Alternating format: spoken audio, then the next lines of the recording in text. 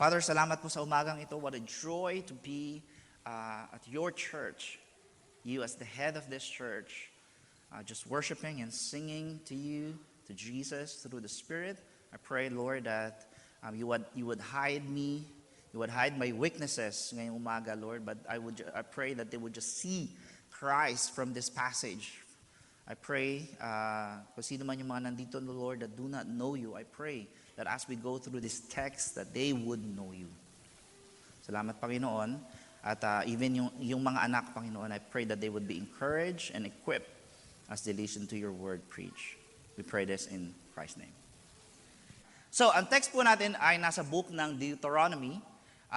Deuteronomeo ba sa Tagalog? So, ang ganda na pagkakabasa ni Mitch kanina. So, Deuteronomy, alam natin, it's the fifth book. Kumbaga parang fifth volume ng libro ni Moses. Tama po ba? So, merong 5 book si Moses. Yan yung tinatawag nating Torah or yung book of the law, book of instructions, right?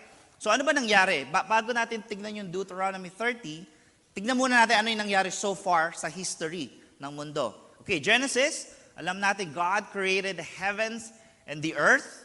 Di po ba? And then He created Adam and Eve. And it was so good, sabi ng Panginoon. However, Adam and Eve rebelled against God. At yun na nga po, nagka-problema na ang mundo. However, God's grace and mercy still stands. Sa Genesis 3:15, pinangako niya yung offspring, yung royal descent, yung royal line that would kill the devil, that would annihilate the devil. Diba? And then we've traced that to Noah, and over the years, the question is still there, like, sino ba tong offspring na to? And then Genesis 12, dumating si Abraham, and then sabi ng Panginoon kay Abraham, go, malis ka doon sa iyong lugar, go to a land that I will show you. Ito yung promised land. Sabi niya, I will bless you, I will make your name great, I will multiply you, I will give you, you will be a blessing sa buong mundo, hindi lang sa nation ng Israel. And then from Abraham, we've seen Isaac, and then from Isaac, si Jacob, and then from Jacob, yung 12 tribes ng Israel. And then we know Joseph, yung story ni Joseph, diba? Nasa Egypt sila, pero for 400 years, they were enslaved sa Egypt. And then through these years, the people cried out to God for help. And again, by God's grace and God's mercy, God raised up Moses, who will lead them out of Egypt into the promised land. Yung pinangako sa Genesis 12 kay Abraham. Hanggang ngayon, di pa rin nila nakuha. For 400 years na silang slave. Okay? And then, God raised Moses, led them out sa Egypt. However, doon sa wilderness, they stayed for 40 years. Paikot-ikot lang sila. Bakit? They were rebelling against God. They've been complaining, grumbling against God. Binigay ng Lord yung kanyang covenant. Binigay ng Lord yung mga kautusan niya. Pero anong ginawa nila? They rejected God. Kaya sabi ng Panginoon, I will not let you in doon sa promised land. Hindi kayo makakapasok sa promised land, pero yung mga anak nyo, your sons and daughters, na sabi nyo, walang kaalam-alam ngayon, they will enter the promised land. Okay, yan po ang context natin. So, itong book ng Deuteronomy, yan po ay papasok sila ng promised land. So, yung first generation, lahat namatay na. Ito na yung mga anak ng first generation. So, second generation, papasok sila sa promised land. Nasa Moab sila, east of Jordan. Papasok sila ng promised land. At itong sinasabi ni Moses, ito yung mga sermons, yung mga addresses niya para sa second generation na to. So, para mas maintindihan natin yung book ng Deuteronomy, meron siyang 6 na sections. So, yung first 3 chapters, chapters 1 to 3, yan ay look back from Sinai. Meaning, Moses is reiterating, ano ba yung mga nangyari sa Sinai, doon sa wilderness for almost 40 years, probably about 38 years. Ano nangyari? Bakit tayo nandito ngayon? Kasi yung mga magulang nyo ay hindi sumunod kay Yahweh. They've been rebellious, they've been complainers, ayaw nilang sundin yung utos ko. Ano nangyari? Namatay silang lahat. Ang point ni Moses, don't be like them. Huwag nyo silang tularan. Okay? Dapat kayo, sundin nyo yung mga utos ng Panginoon. And then chapters 4 through 11, Moses would give them motivations para sundin yung law. Halimbawa, sabi ni Moses, you are a chosen generation. You are a holy people chosen by the Lord. It's not because of you or because of your number. No, because the Lord has set His love on you. Walang ibang dahilan. But that's the only thing. God has chosen you as His people. So obey the commandments. And then chapters 12 through 26. So ito yung exposition ng Ten Commandments. So alam natin yung Ten Commandments, pero si Moses, in-expound niya, meaning, in-explain niya, okay, how would it look like sa ating day-to-day na buhay, itong Ten Commandments. So that's chapters 12 through 26. Okay, now from chapters 27 through 29, ang point ni Moses dito is, kapag ka sinunod niyo yung utos, you will be blessed. Pero kapag ka hindi niyo sinunod yung utos, you will be cursed. So blessings upon blessings upon blessings kapag kayo sumunod. Ngunit pagka hindi kayo sumunod, curses upon curses upon curses. At yung climax ng curse ay exile. Mapapalayas kayo. Sa Tagalog kanina binasa natin, maitatapong kayo. Diba? Itatapong kayo sa ibang bansa. So, yan yung yung Deuteronomy 27 to 29. And then, merong problema doon sa chapter 29, verse 4, when sinabi ni Moses, until now, the Lord has not given you a heart to see, or eyes to see and ears to hear. Meaning, meron kayong uncircumcised heart. Okay, babalikan natin yan. We see the solution sa chapter 30. And then sa chapter 30, we see, ito pala yung solusyon, that God will circumcise their hearts. Yun lamang yung paraan so that they can obey all of God's law.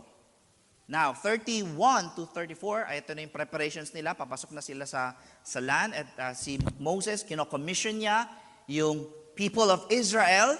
Okay, kino-commission niya, binigyan niya ng blessing yung 12 tribes. At pinaprepare niya si Joshua as he leads the people into the promised land. Kasi si Moses may iwan sa Mount Nebo and he will die there. So, yun yung buong structure ng Deuteronomy. And then again, going back doon sa chapter 29 verse 4, ano yung sabi doon?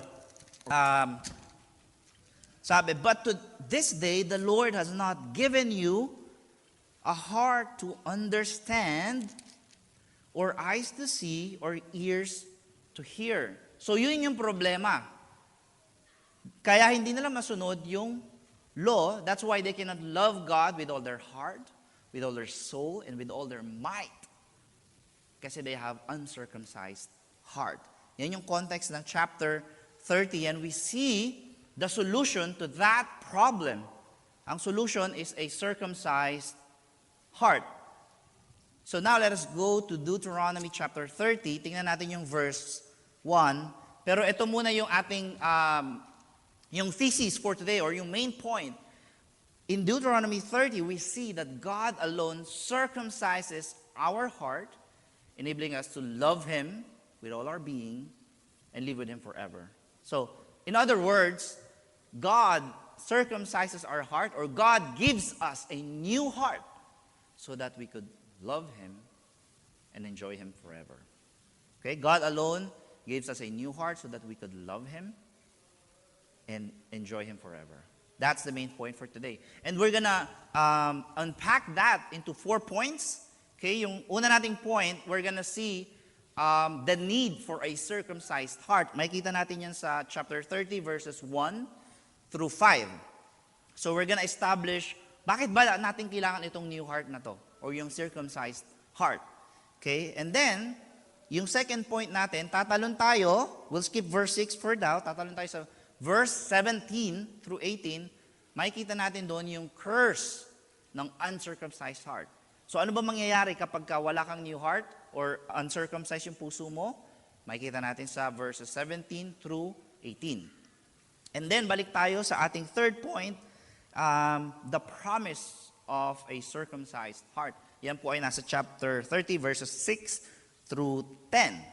And by the way, ito pong first na tatlong points natin, we will go through it quickly. Okay, medyo mas mabilis po tayo. Kung nasa third point na ako at parang sabi niyo ang bilis, wag po kayo mag-alala. Hanggang 2:00 po tayo rito. Tinanong ko si Pastor Alvin, sabi ko, 1 oras ba ang preaching? Sabi niya, 2 hours. So, Hopefully, may mga baong kayong croissant dyan. So, yun po yung third point natin. And then, yung last point, we will spend more time. Ito po yung the obedient new heart. So, how would it look like to have an obedient new heart or circumcised heart? We will see that from verses 11 through 16 and then sa 19 to 20. So, yan po yung roadmap natin for today. I know mahabang context, but I always do that para mas maintindihan natin ano ba yung passage natin for today. So, chapter 30, punta na po tayo sa chapter 30, verse 1. Sign po natin. And when all these things come upon you, the blessing and the curse, which I have set before you, and you call them to mind among all the nations where the Lord your God has driven you. Few observations po. Sabi sa una, and when, hindi po and if. Diba? That means, mangyayari talaga ito. Anong mangyayari? This blessing and cursing will come upon you. Itong blessing at curse ay mangyayari. Sabi niya, which I have set before you, and you call them to mind. Pag naalala nyo, when you come to your senses. I remember po yung prodigal son, di ba? Ito yung term na ginamit ni Luke, na when he came to his senses. Ito yun, when you call them to mind. Among all nations where the Lord God has driven you. Yung last part po, ano po sinasabi ni Moses? You're gonna be exiled. Hindi po ba parang bad news agad? Kasi, teka lang, Moses, hindi ba nga kami nakakapasok? Sinasabi mo, may exile na kami agad. Di ba? Pero yun po yung sinasabi ni Moses. The blessing, mabe-bless kayo kasi partly you will obey, pero partly, or actually a large part, you will disobey. Kaya itong mga curses ay pupunta sa inyo. At actually, may exile kayo. Pero sabi ni Moses, pero once you come back to your senses, ano mangyayari? Verse 2, and return to the Lord your God, you and your children, and obey His voice in all that I command you today, with all your heart, with all your soul, then the Lord your God will restore your fortunes and have mercy on you. So first, that means, sabi ni Moses, pagka naalala nyo lahat ng ito, at kapag nag-repent kayo sa mga kasalanan nyo at gusto nyong sundin yung mga utos ko, verse 3, the Lord your God will restore your fortunes, and He will gather you again from all peoples where the Lord your God has scattered you. If you're outcasts, verse 4, outcasts are in the uttermost parts of heaven. From there, the Lord your God will gather you, and from there He will take you.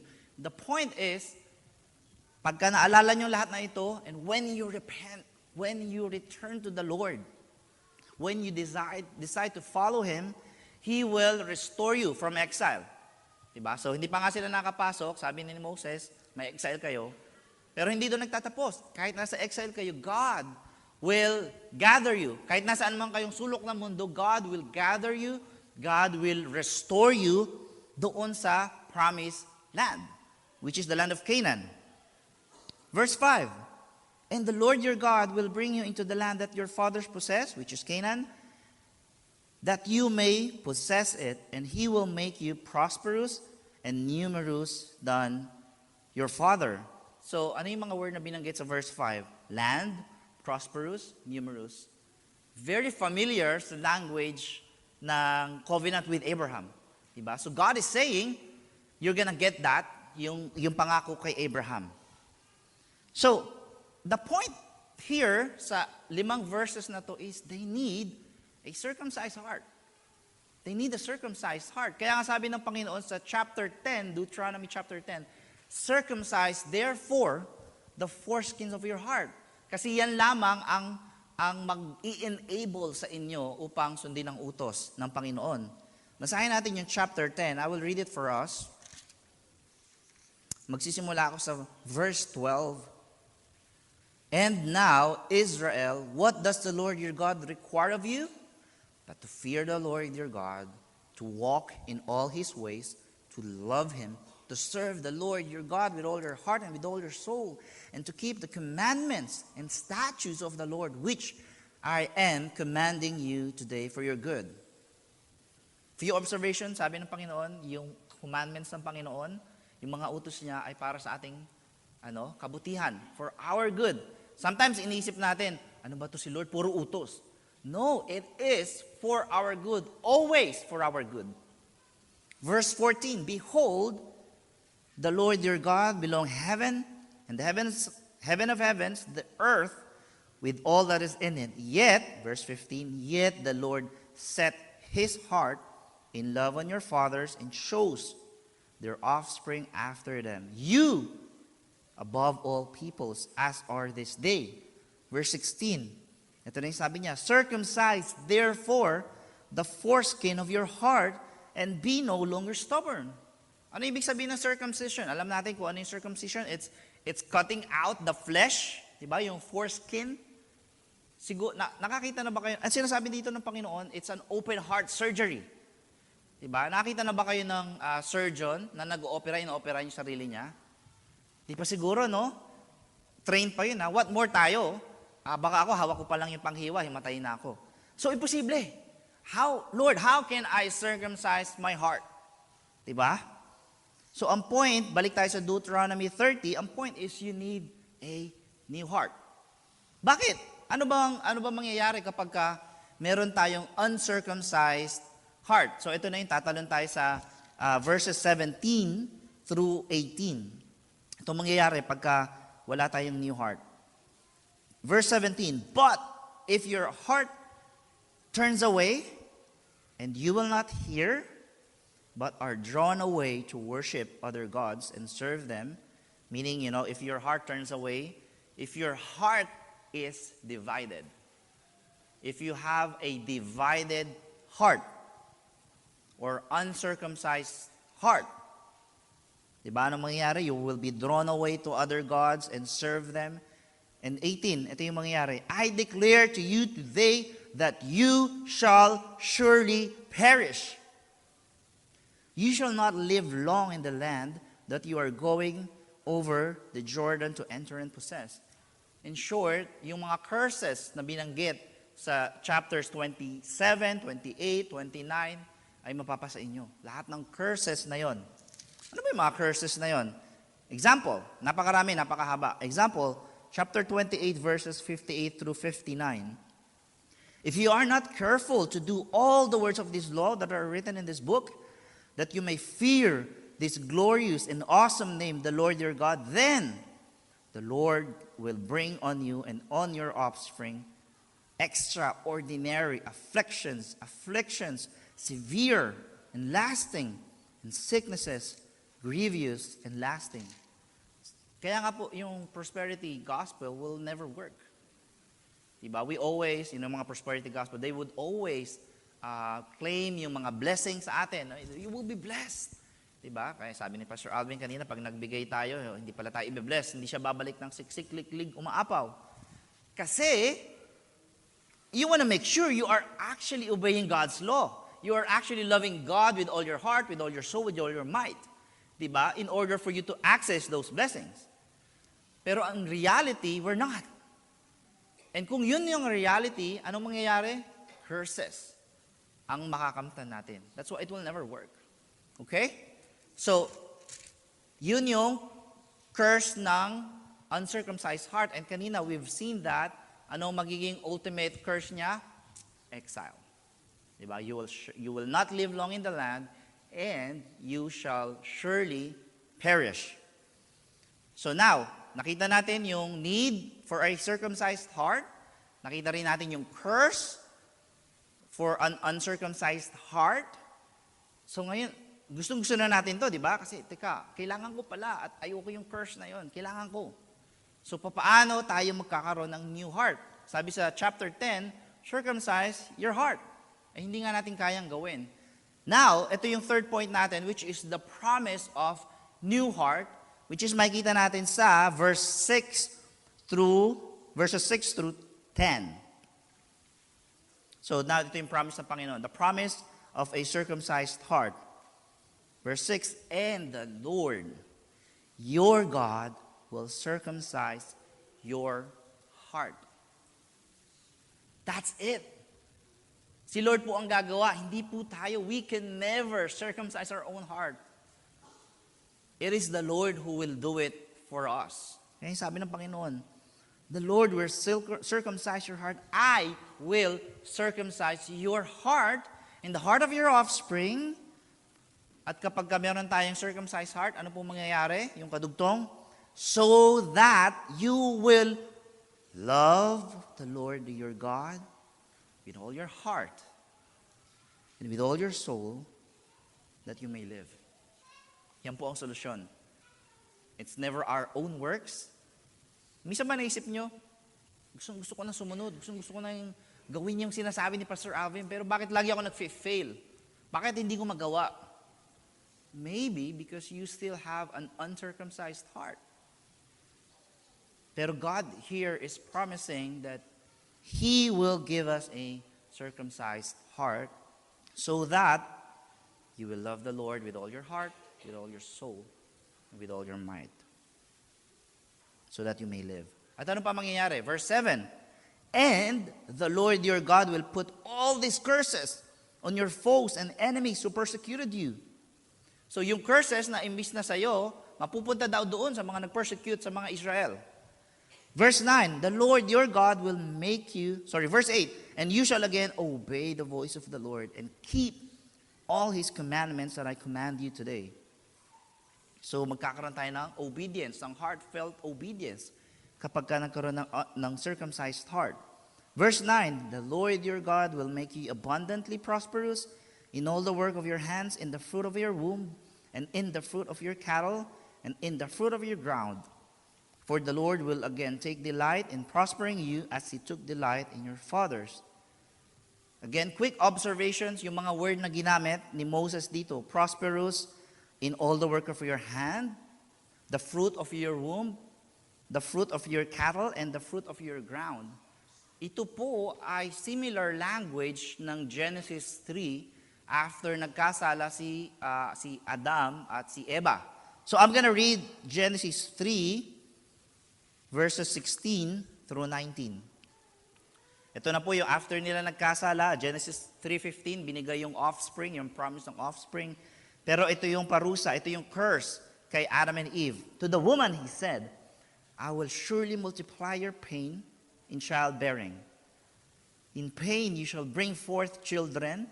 Your desire shall be contrary to your husband, but he shall rule over you. So in short, magkakaroon ng barrenness, magkakaroon ng pain in multiplying, ng pain sa childbearing. And then, verse 17, cursed is the ground because of you. Ito na yung kay Adam. So yung ground ay magkukurse, di ba? Hindi siya magbubunga kung ano yung mga dapat niyang ibunga. And then verse 18, thorns and thistles it shall bring forth for you. So that means yung land or yung ground will be unfruitful.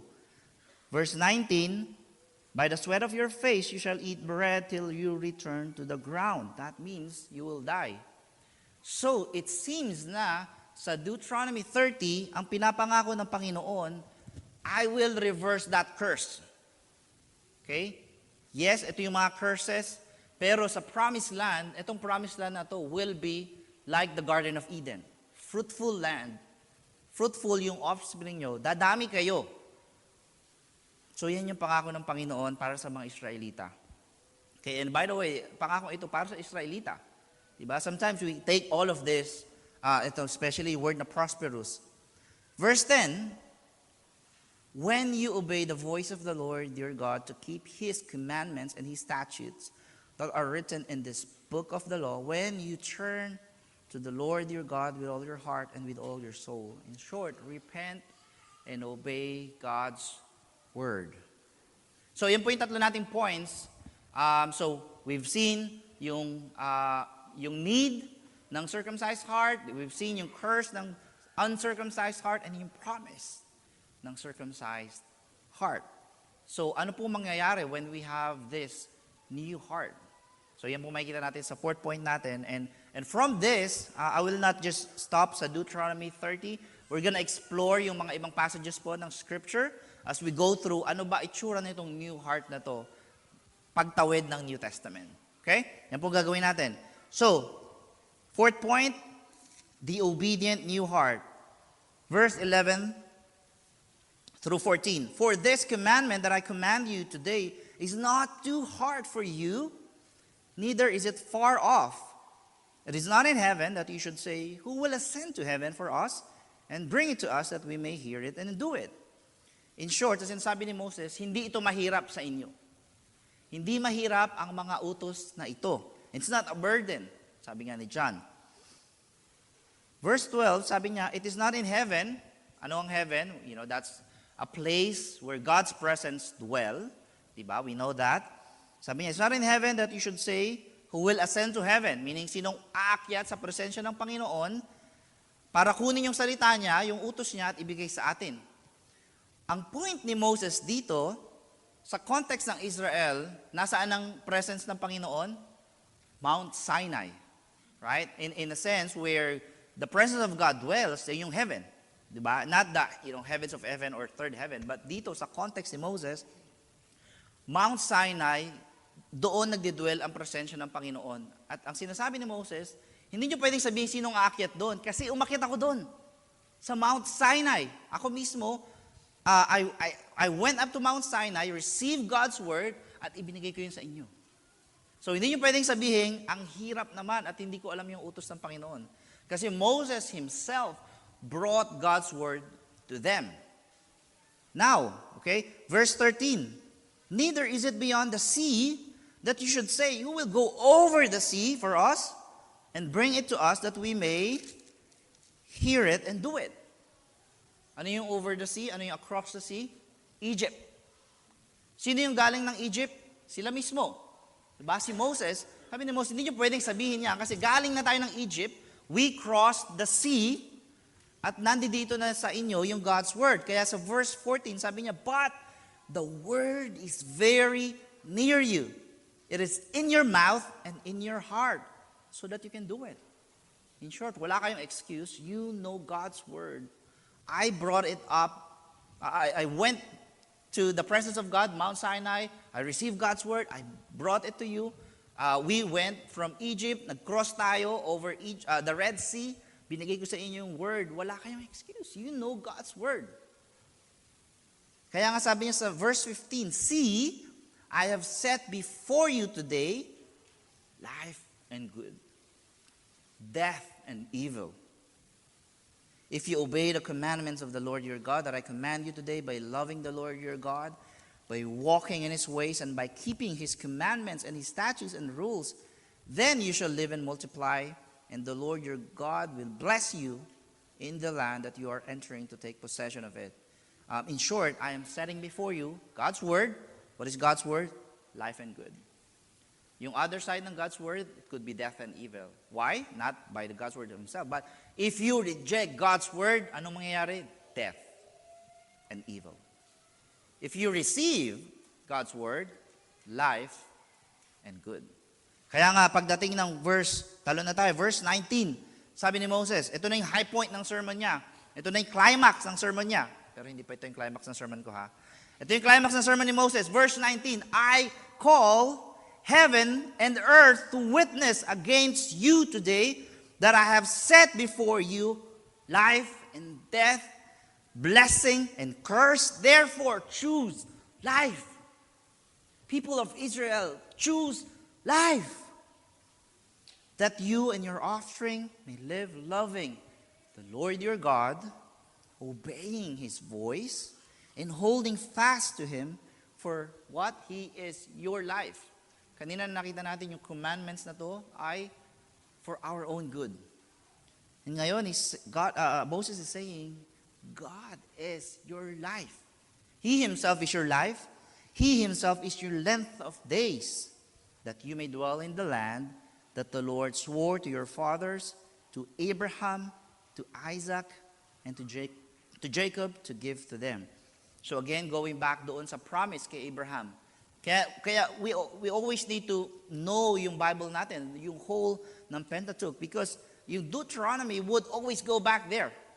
Diba? Yung promise kay Abraham, Isaac, and Jacob, which is yung yung promised land.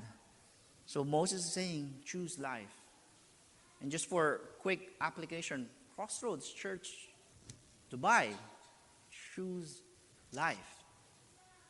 Now, choose life. Choose life and blessing, and reject death and curse by believing this word. So, yan yung Deuteronomy 30, tinapos natin. However, may problema eh. Ito yung climax ng sermon ni Moses, pero ang response ng Israel ay negative. Actually, turn lang kayo doon sa next page ng Bible nyo, chapter 31, sa verse 16, sabi ni Lord, ito sabi niya, chapter 31, verse 16. And the Lord said to Moses, behold, you are about to lie down with your fathers, meaning, Moses will die. Then this people will rise in horror after the foreign gods among them in the land that they are entering, and they will forsake me and break my covenant that I have made with them. So God is saying to Moses, etong mga tao na to, they will rebel. They will whore after the foreign gods, meaning they will worship these foreign gods doon sa land ng Canaan. Na pinangako ng Panginoon, pero they will worship other gods. Kahit na alam nila yung law, kahit alam nila yung commandment ng Panginoon, kahit nakita nila yung promises ng Panginoon, they will worship other gods. They will forsake Yahweh. They will break covenant with Yahweh. And makikita natin yan when we go to Joshua. I think itong second generation did a little bit well. However, yung third generation sa book ng Judges, yan na. Nagkanda-perwisyo na sila. They just lived in rebellion. Sabi nga, di ba sa book ng Judges, they did whatever is right in their own eyes. Di ba? Yan yung third generation, and then pumasok yung si King Saul, King David, King Solomon, and then yung mga sumunod na kings, they all did the same. They worship idols, they committed injustices, they committed sexual immorality, they rebelled against the Lord. They were not wholeheartedly loving the Lord, their God, with all their heart, with all their soul, with all their mind. So yan problema. And then, sa grace ng Panginoon, God sent prophets para warningan sila. God sent prophets to warn them. Pero anong ginawa ng Israel? They rejected the prophets, they persecuted them. Ang iba sa kanila, pinatay ng mga Israelita. And one of that prophets is the prophet Jeremiah. And tuloy na nga, dahil sa kanilang kasalanan, sa kanilang idolatry, they were exiled. Okay, yung nation ng Israel. So, nahati sa northern and southern kingdom yung nation. Northern kingdom, Israel, and then southern kingdom, Judah. So, northern kingdom, nauna, sinakop na ng Assyria, they were exiled, and then after several hundred years, sinakop naman ng Babylon yung Judah. So, they were all exiled. So, ngayon nasa Babylon sila. And they were asking, bakit nangyari sa ating ito? Go back to the book of Deuteronomy. Ito na yung high point ng curse na sinabi ng Panginoon, if you disobey, you will be exiled. Pero Jeremiah, as one of the prophets doon sa time ng exile, so Jeremiah 29, I think most of us are familiar with this verse. Let me read Jeremiah 29. So, alam natin to, di ba? We always use this Instagram and Facebook. However, ito yung context ng Jeremiah 29. Nasa exile sila, okay? They were in exile. Sa verse 10, sabi niya, for thus says the Lord, when 70 years are completed for Babylon, so that means you will be exiled in Babylon for 70 years. Ano sabi ni Lord? I will visit you, and I will fulfill to you my promise and bring you back to this place. Verse 11, for I know the plans I have for you. Ano yung plans na yon? Deuteronomy 30.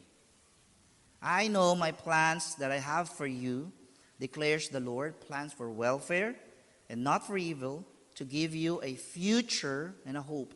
Verse 12, pakinggan niyo ito mabuti. Then you will call upon me and come and pray to me, and I will hear you. You will seek me and find me when you seek me with all your heart. I will be found by you, declares the Lord, and I will restore your fortunes and gather you from all the nations and all the places where I have driven you, declares the Lord, and I will bring you back to the place from which I sent you into exile. Familiar? That's Deuteronomy 30. Diba? The Lord is not done with His people. The Lord is not done. After exile, nakalaya sila, they went back to the land, pero ano pa rin ginawa nila? Ganun pa rin. They pursued idolatry, injustice, and sexual immorality. Pero the Lord's promise still stands. Ganun kabuti ang Panginoon. Sa chapter 31, sabi ng Panginoon, di ba kanina nakita natin, they broke covenant with God. Pero itong sabi ni Lord sa verse 31, Behold, the days are coming, declares the Lord, when I will make a new covenant. Now God is saying, I will make a new covenant. Bakit? With the house of Israel and the house of Judah, meaning the northern and southern kingdom, not like the covenant that I made with their fathers, yung covenant na nakita natin earlier, on the day when I took them by the hand to bring them out of the land of Egypt. Again, Deuteronomy. My covenant that they broke. Okay? Walang problema sa covenant. Ang problema sa covenant, yung mga tao, hindi nila sinusunod. They broke covenant with God. Though I was their husband, declares the Lord, for this is the covenant that I will make with the house of Israel after those days, declares the Lord. I will put my law within them, and I will write it on their hearts. That is the circumcision of the heart. God writing His law in our hearts. And sabi niya, and I will be their God, and they shall be my people. And no longer shall each one teach his neighbor and each his brother, saying, Know the Lord, for they shall all know me, from the least of them to the greatest, declares the Lord. For I will forgive their iniquity, and I will remember their sin no more. And that's the beauty of God's grace. A contemporary of Jeremiah is Ezekiel. And ito sabi ni Ezekiel sa chapter 36. I will read from verse 25. Sabi ni Ezekiel, of course, sabi ng Lord through Ezekiel, I will sprinkle clean water on you, and you shall be clean from your uncleannesses. And from all your idols I will cleanse you. Verse 26, listen to this. And I will give you a new heart. Again, that is the circumcision of the heart. So God writing His laws on our heart, and God giving us a new heart. Paano mangyayari? Sabi niya pa, and a new spirit I will put within you, not just, with you, but within you. Sa'yo mismo. Ito yung gagawin niya, and I will remove the heart of stone from your flesh and give you a heart of flesh. And I will put my spirit within you. Ano mangyayari pagka na-circumcise yung mga puso natin? Kapag ka inalis yung pusong bato at binigyan tayo ng heart of flesh, ng new heart, anong mangyayari? Sabi niya, and cause you to walk in my statutes and be careful to obey my rules. So circumcision of the heart will enable obedience. Yun lamang po ang solusyon. Not by our own strength, not by our own might. Only God can do that. Pero siguro nagtatanong pa rin kayo, okay, God will write His laws in our hearts. Okay, God will remove this heart of stone and, give us a heart of flesh. Paano mangyayari yun? Diba? Nabubuksan niya ba to? Alisin niya yung puso? Akala ko ba, pusong bato ba talaga to? It didn't make sense until John 3. When God Himself, the Creator, the Sustainer, the covenant keeper, became incarnate. Okay? Yahweh in the flesh. Now, John 3, kausap niya si Nicodemus. Isang Pharisee, isang doer of the law, outwardly. So I'm going to read, I think sa slides nyo, it will start from verse 5, but I will read from verse 1. Now there was a man of the Pharisees named Nicodemus, a ruler of the Jews. This man came to Jesus by night and said to Him, Rabbi, we know that you are a teacher from God, for no one can do these signs that you do unless God is with him. Verse 3, Jesus answered, truly, truly, I say to you, unless one is born again, he cannot see the kingdom of God. Nicodemus said to him, okay, confusing, di ba? Nicodemus said to him, how can a man be born when he's old? Can he enter a second time into his mother's womb and be born? Valid naman yung question ni Nicodemus, di ba? Anong gagawin ko? Papasok ulit ako doon sa sinapupunan ng nanay ko, tapos ipapanganak niya ulit ako? I think medyo may pagka-sarcastic pa yung response ni Nicodemus. So Jesus answered, truly, truly, I say to you, unless one is born of water and the Spirit, he cannot enter the kingdom of God. That which is born of the flesh is flesh, and that which is born of the Spirit is spirit. Ano yun? Do not marvel that I said to you, must be born again. The wind blows where it wishes, and you hear its sound, but you do not know where it comes from, or from where it goes. So it is with everyone who is born of the Spirit. Ano to? Ezekiel 36. Diba? I will sprinkle clean water on you. Jesus is saying, unless one is born of water, he cannot enter the kingdom of God. Verse 9, Nicodemus said to him, how can these things be? Diba? Parang, tell me plainly. Jesus answered him, are you the teacher of Israel, and yet you do not understand these things? You know, Nicodemus, very famous teacher, ruler ng Jewish people. Sabi ni Jesus, hindi mo ba alam lahat ng to? You are the teacher of Israel, meaning you are a teacher of the Hebrew Bible. Jeremiah, Ezekiel, Deuteronomy, diba? And how can you not know these things? Yun ang tinatanong ni Jesus dito. Truly, truly, I say to you, we speak of what we know and bear witness to what we have seen, but you do not receive our testimony. If I have told you earthly things, ano yung earthly things? Things that are revealed, which is Hebrew Bible. Okay? Things that are revealed, earthly things, and you do not believe. If you don't believe Old Testament, how can you believe if I, Jesus, tell you heavenly things? Now, look at verse 13. No one has ascended into heaven except he who descended from heaven, the Son of Man. Ano siya sabi ni Jesus dito? Si Moses ang nagsabi nun, di ba? Now Jesus is saying, I am the fulfillment of that. I came from heaven, bringing God's word, di ba? I am the word of God personified, came down from heaven and brought it to you. Verse 14, and as Moses lifted up the serpent in the wilderness, so must the Son of Man be lifted up, that whoever believes in him may have eternal life. In short, you have to believe this word. So Nicodemus, a Pharisee, doer of the law, could not even comprehend this. Bakit?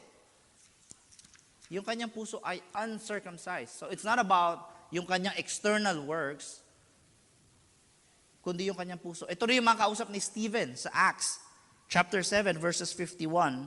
Sabi ni Stephen, you stiff-necked people, uncircumcised in heart and ears.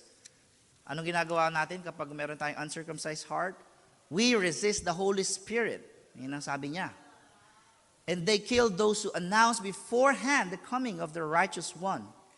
And actually, si Paul picked this up in Acts 2. Listen to Paul in verse 29. Romans 2, verse 29. But a Jew is one inwardly, and circumcision is a matter of the heart by the Spirit. Going back to Ezekiel 36, going back to John 3. Not by letter. His praise is not from man, but from God. And that's it. God alone circumcises our hearts. Yun lang ang makakapag-enable sa atin to obey His word. And I plead with you, mga kapatid, if you know or if you think you don't have a circumcised heart, this is the day that you plead with God. God, I want that new heart. I want that. Give me a new heart. Remove my heart of stone and give me a new heart. A heart that could love you with all my heart and my soul and my mind and my mind. And ano po mangyayari? Romans 6, verse 17. If you have a new heart, ito mangyayari. But thanks be to God, sabi ni Paul, that you who were once slaves of sin have become obedient from the heart. That's what's going to happen. We will be able to obey God from our heart to the standard of teaching to which you were committed.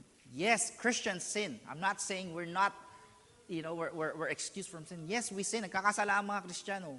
However, our fight is in our flesh. Yan ang kalaban natin. The flesh dictates us. The flesh lures us into sin. But remind yourself that you have a new heart. Yan po ang identity natin as Christians. Kaya nga sabi ni Paul, just a few verses up, verse 12, then chapter 6 Romans, let not sin therefore reign in your mortal body to make you obey its passions. Huwag niyong hayaan yung flesh nyo na mag-dictate kung anong gagawin nyo. Let your heart reigns in you. Yung new heart na binigay ng Panginoon. Verse 13, do not present your members to sin as instruments for unrighteousness, but present yourselves to God as those who have been brought from death to life, and your members to God as instruments for righteousness. For sin will have no dominion over you, since you are not under law but under grace. As we close this sermon, maaga pa po, hindi pa 2:00, but we're closing now. I want to close by reading chapter 10, yung binasa ni Brother Carlos kanina.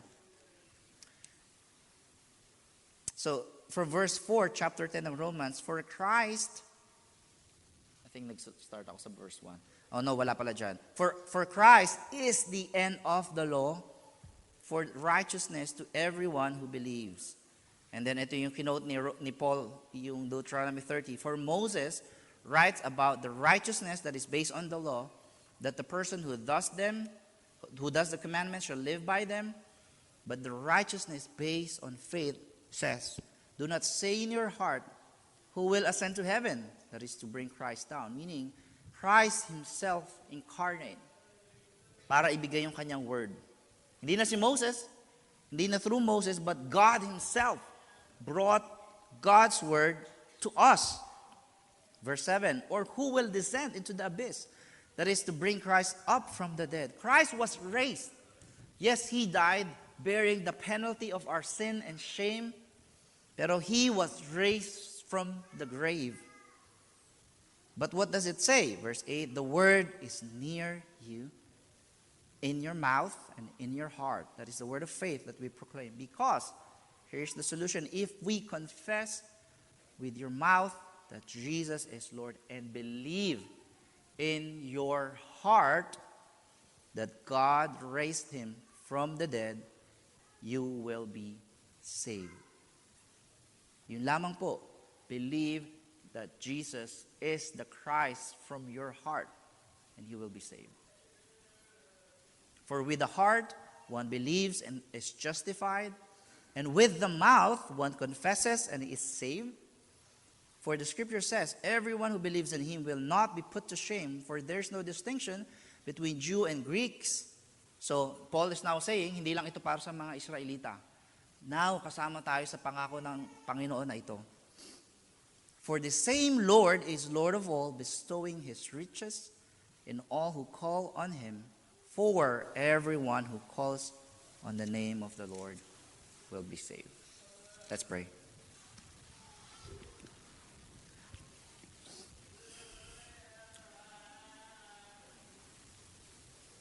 Father, we are thankful for your word. Thank you for the beauty of your gospel.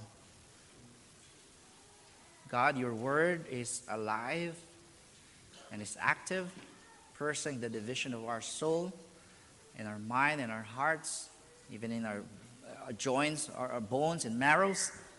Lord, your word is alive, and Jesus Himself is the word who came down from heaven so that we may be saved. Father, I pray, even right now, those who have uncircumcised, unbelieving hearts, that you would speak to them, that you would give them a new heart and put your spirit within them so that they would love you, so that they would delight in you, and so that they will enjoy you forever.